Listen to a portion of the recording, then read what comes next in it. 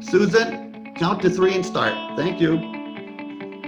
Hi, I'm Susan Pinchon, and I'm here with John Brakey of Audit Elections USA. Today, we are exposing a different kind of election fraud. Bid rigging, bid padding, bid manipulation, call it what you like, but the person who uncovered the fraud is here with us, Benny Smith, the nationally known election commissioner from Shelby County, Tennessee. Shelby County has been called one of the hardest places to vote in America. It is majority Black, and its capital is Memphis, where Martin Luther King Jr. was assassinated. Shelby County is Tennessee's largest county and largest Democratic county. It has a history of systemic racism, civil rights violations, and voter suppression. There have been approximately 50 lawsuits in the past 15 years over election irregularities. And the election problems continue.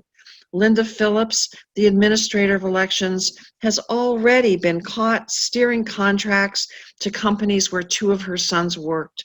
She purchased $1 million new voter registration system and election management system from one of those companies, Everyone Counts, that never worked because it was designed for the state of New Jersey, not for Shelby County.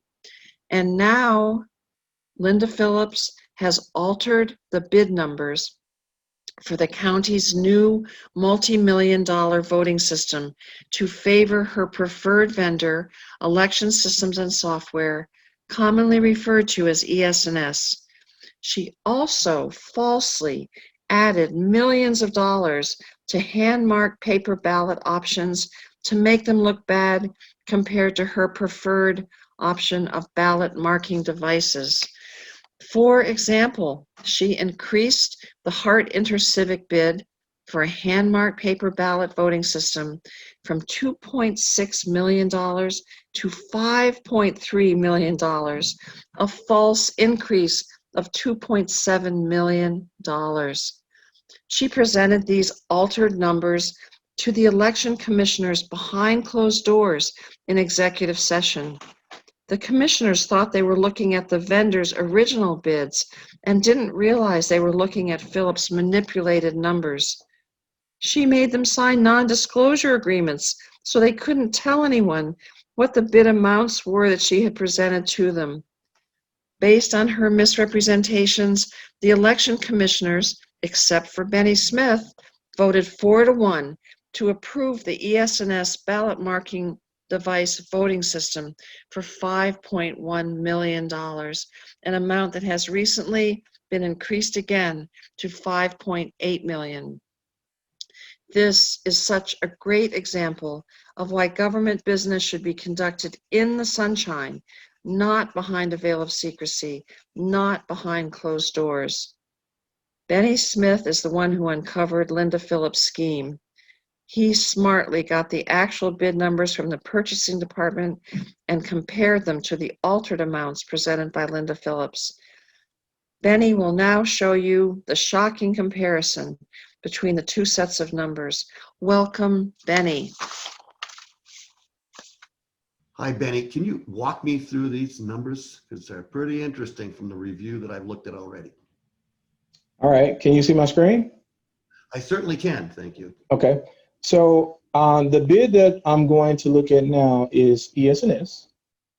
This is the ballot marking device solution. This column here that I'm highlighting, where I got highlighted, these are the costs, right? This is ES&S, and these are the costs that would be in a FOIA request. These are the bid sheets that at the closing of the bid process, these are the quantities that they submitted, and these are the costs associated with those quantities. And that total of that bid was $3.9 million. The next comparison column is Phillips. That's our administrator of elections. So these are what she presented to the commissioners to make our decision on. We were debating costs, but not debating costs, but we were evaluating costs because we had to do everything else in public. But we had to, disseminate this information or synthesize this information. So this column is going to be what I saw when looking at, we weren't deliberating, but we were looking at the cost to evaluate. And this column here is the net change in the quantities.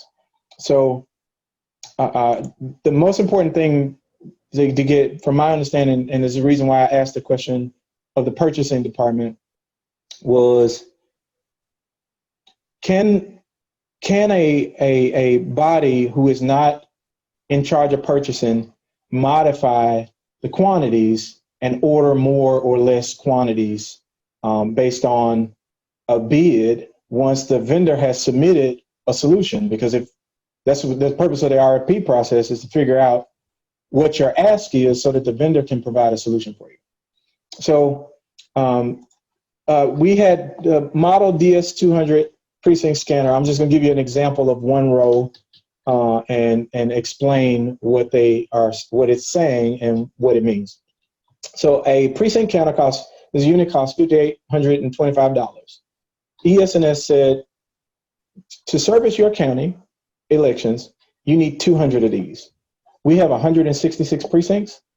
So there's one scanner in each precinct, and it looks like there are about 34 spares inside of it. So the bid, I probably asked for them to include some spares for training or something like that.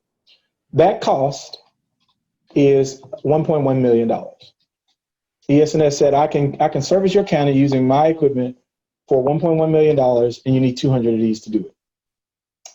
Our administrator changed those quantities to add some additional quantities, which brought the total to $1.4 million. And this variance shows that she decided that we needed 42 more DS200s, which was an increase of $244,000. So every line going forward is the change between what the vendor said we need for our solution and what our administrator determined was the ultimate need. This is in her mind because I wasn't part of the purchasing process, so this is obviously in her mind. So we go down to the bottom. This is where the evaluations start to change, and our commissioner said that they were accessories. But I got a problem with that because, like, these are carts and stands, right? So the $600,000 here is saying that the voting booths, the BMDs that we're gonna buy, we gotta have something to sit them on, right? So we're not gonna sit in Indian style and vote. So, right, you would think that this would be in the base bid. Nonetheless, it's not included in what wasn't submitted in the base bid for ES&S. So that's already $600,000. So if you do $600,000 and 244, we already have $1 million in increases. But the significant thing for me was I tried to figure out where these figures came from because they were different than what the vendor had submitted. And I want to hone in on the implementation and shipping. Because implementation and shipping, the number that I was given was $349,375.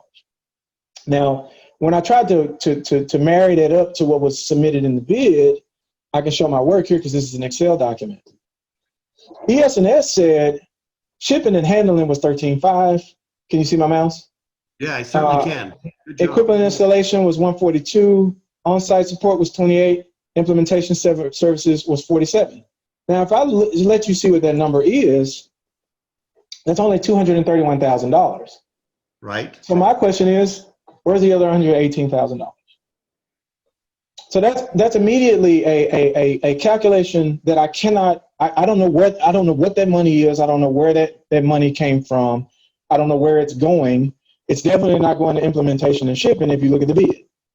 So unless implementation and shipping is now, I don't know. I don't know what that is, because if everything is accessories or spares, as they're saying, then you definitely don't have new shipping costs, right? Or the shipping cost is low anyway. So you don't end up with more equipment installation or implementation and services because they're extras, right? So I cannot quantify. Say again? Is the carts and stands, aren't they included with the $5,800 price that you get a box to put the thing on?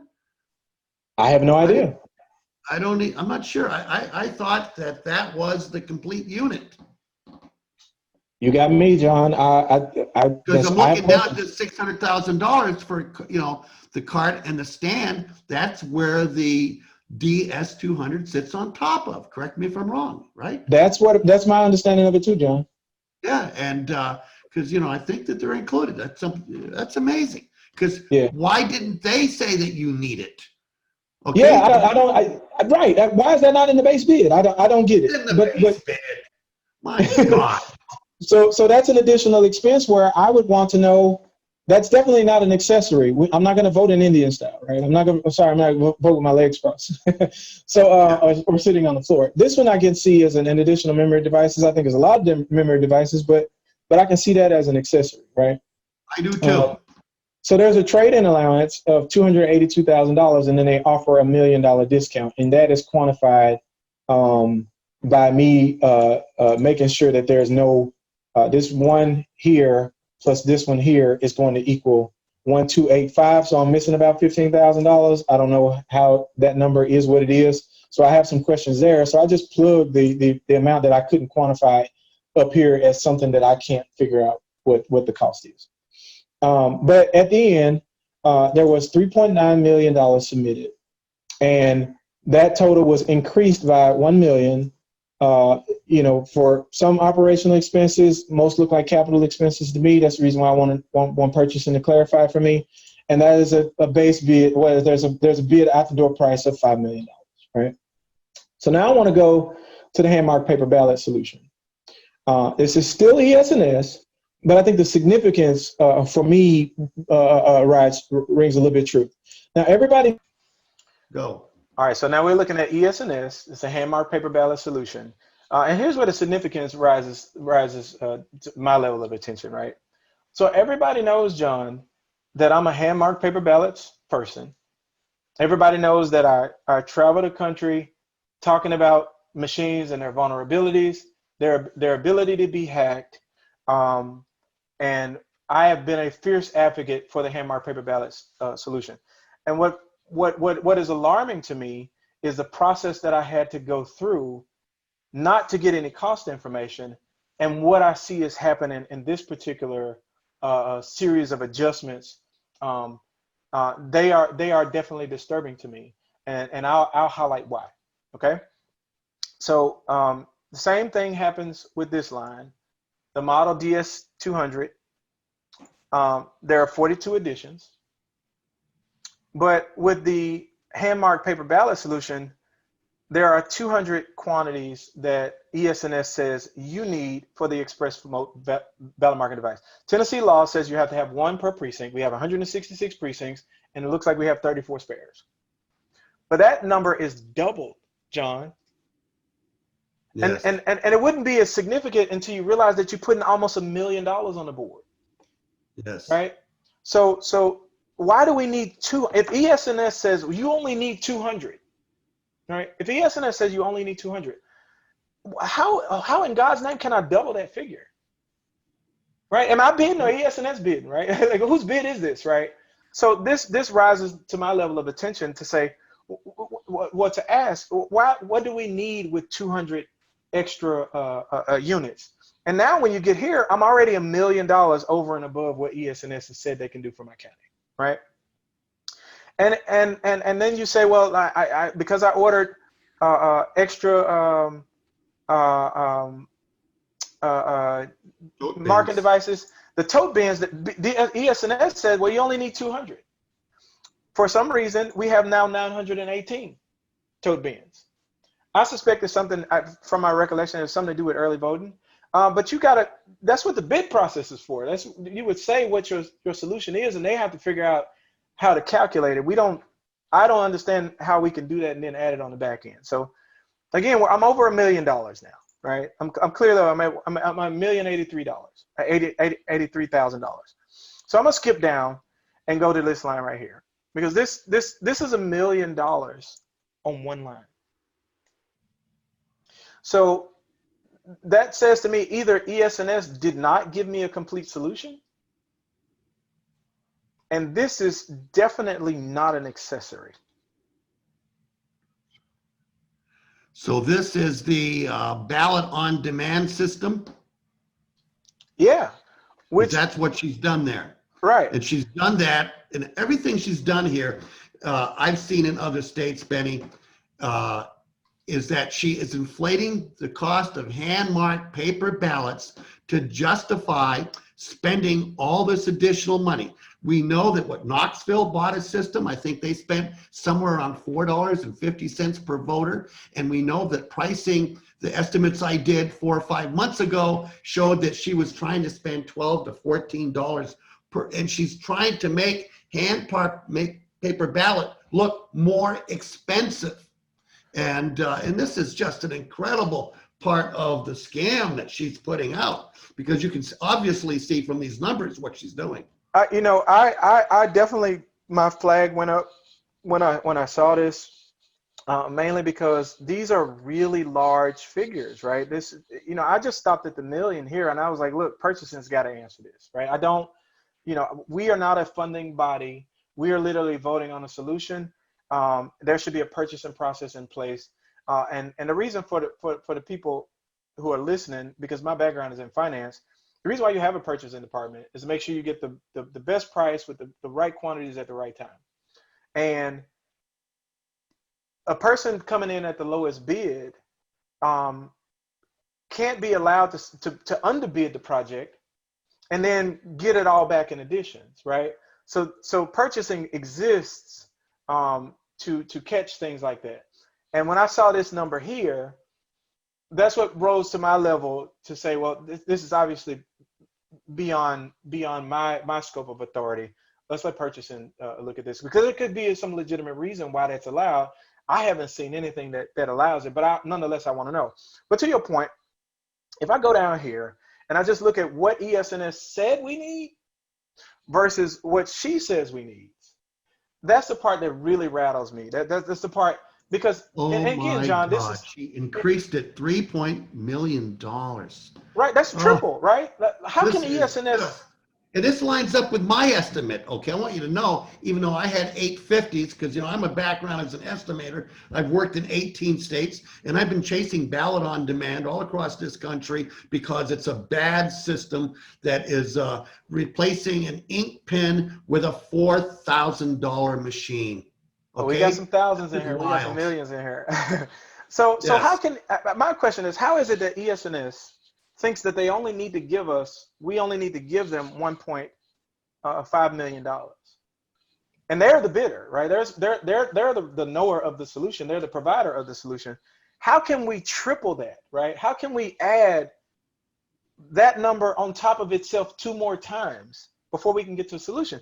So now, if you look at this $4.8 million, and $4.8 million wasn't the number that was submitted to us, but when you actually add it up, that's what it came up to.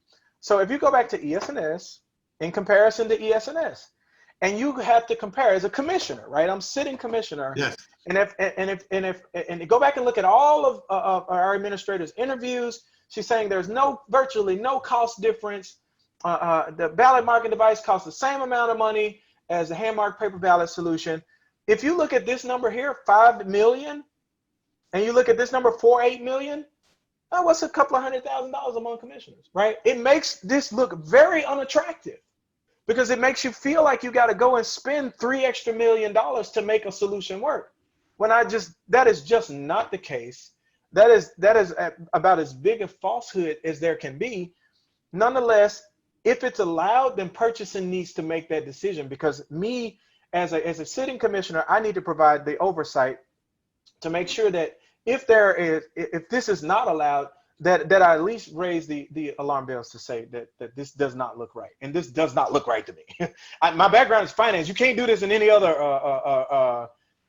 financial department. You gotta have requisitions. You gotta have signatures.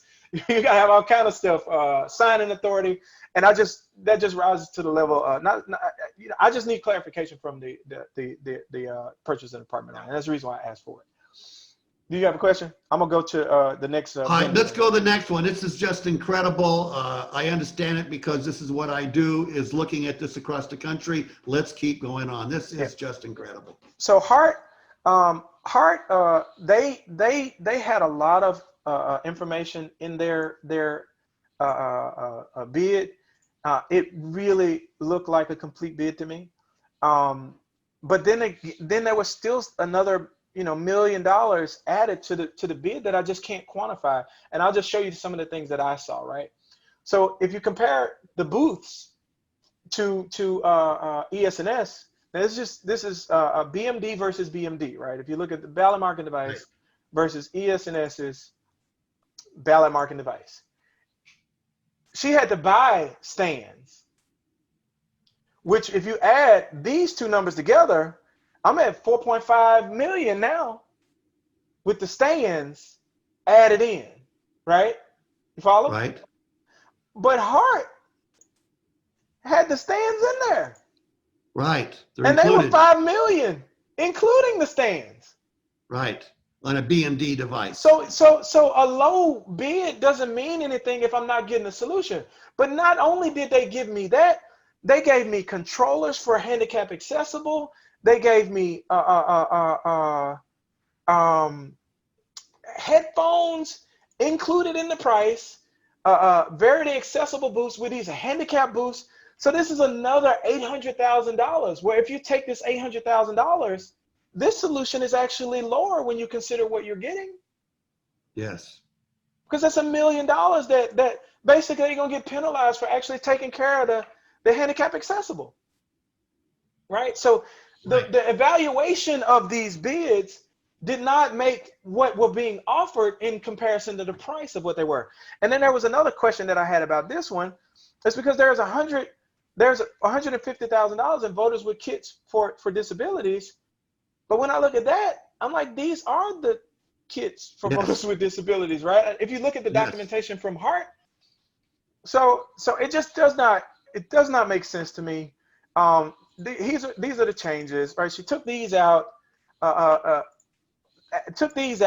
these in, and that just doesn't make sense. It doesn't make sense. But all in all, 970 adds to the total, where that being 5.1 and 6 million. Which, if you took all of that out, it's still a really reasonable, robust solution with 2 million in discounts, and they almost threw the house in.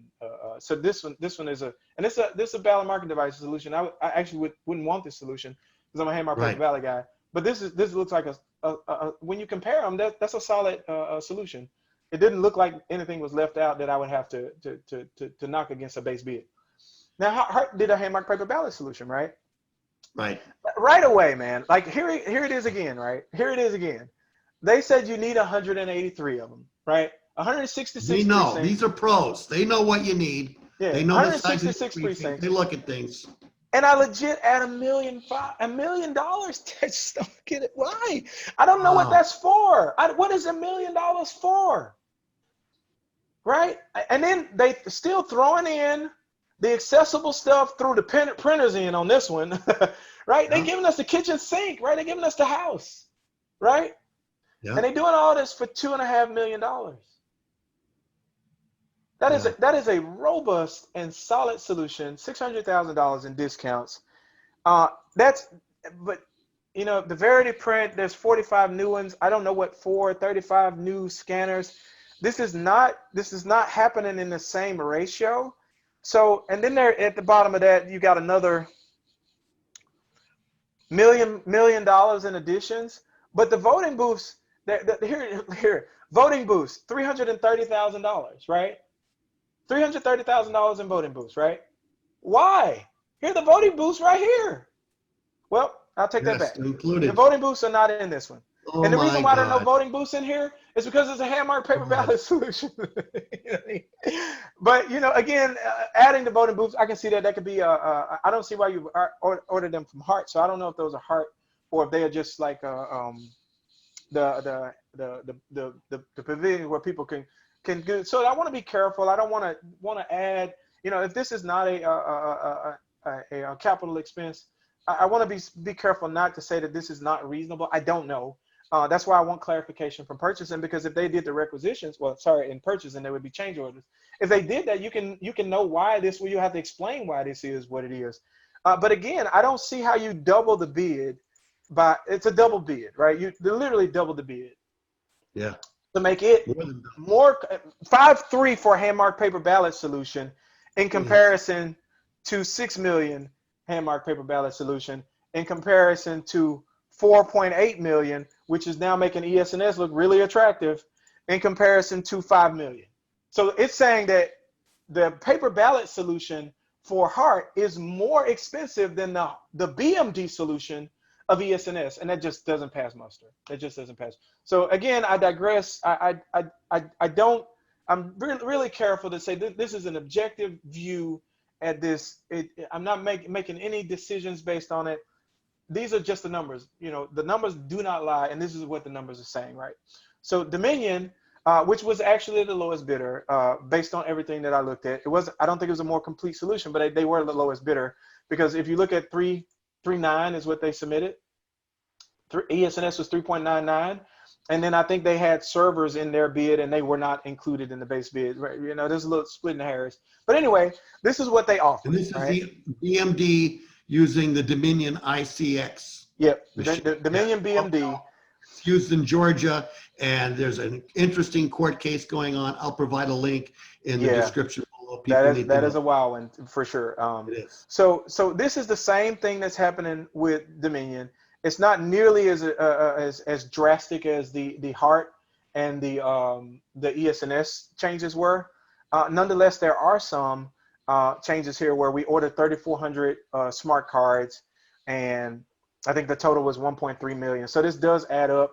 Transport cases, carts and stands. I don't know why we need carts and stands again.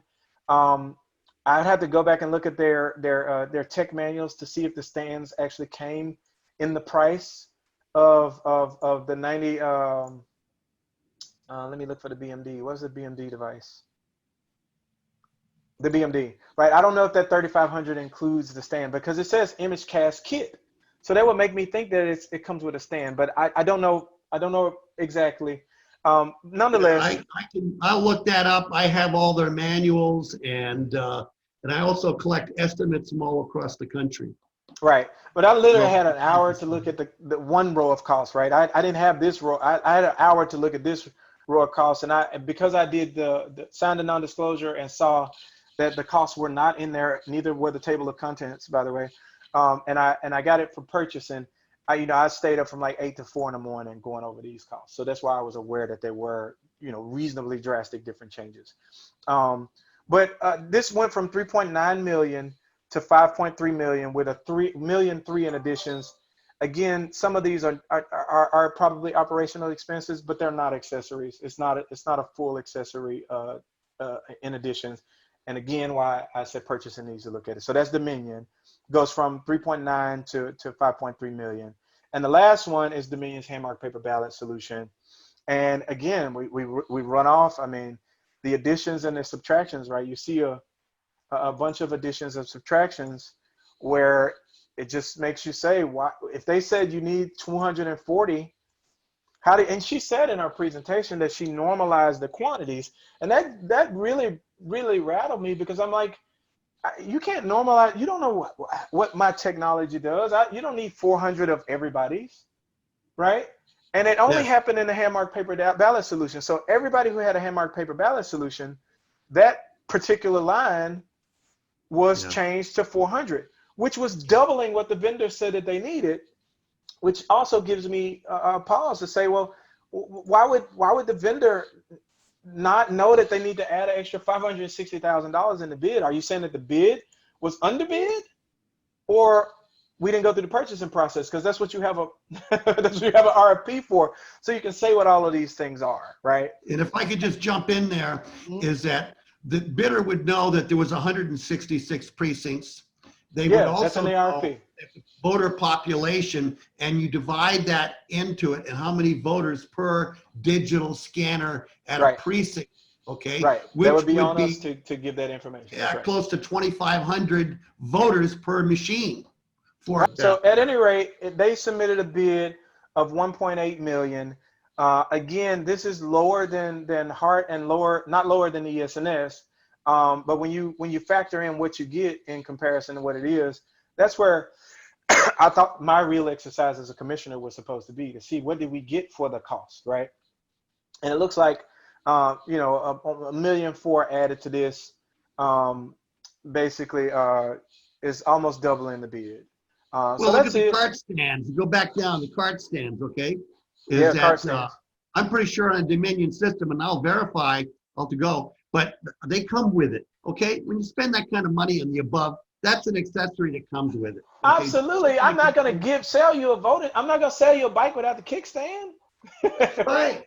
Yeah, that's really drawn. I just wanted to say that because people may think that I'm preferred for a specific vendor. I don't care who it is, as long as it's the right thing for the public that's going to make it easier for them to vote. It's basic systems theory. If you can verify the input, then you can predict the output, or you can at least verify the output is correct and a true real result because you have a true input. And a hand-marked paper ballot is only going to give you that true input. Can you, for being able, we go back a number of years now. It's very impressive what we've, after all these months, finally going through those 1,200 pages of the the three estimates, which, like I said, are going to be connected to this document, to this video. And also how, you know, you, me, Susan, and a lot of other people who are really concerned about democracy in Tennessee. And you know, I'm grateful that you got me to come in, because at first I did not want to come into Tennessee. I'm really glad you came, John. Because I think I was begging. Was I begging? Many years. Texas and Tennessee are not my two favorite states when it comes to democracy issues, only because Jim March was there in 2007. I was working with him then, and I was inside to know how they were manipulating things back in 2007. I've been tracking Shelby County ever since then, when Susan and Bev Harris went in there, okay? And then with Judge Joe Brown, and then that whole episode. And then I finally met you. That's about 5 years ago. And I said to myself, you know, it's not a swing state, and it's just maybe a little too corrupt to waste my time in, but I do know meeting you and what we're trying to do there. Memphis, Tennessee is the key of getting Tennessee to be straight up, where we can have elections there that are transparent, trackable, and publicly verified. So I'm grateful to work with you, Benny. You are the future of our movement. I'm 66. You're still a young guy. And wow, thank you. All right.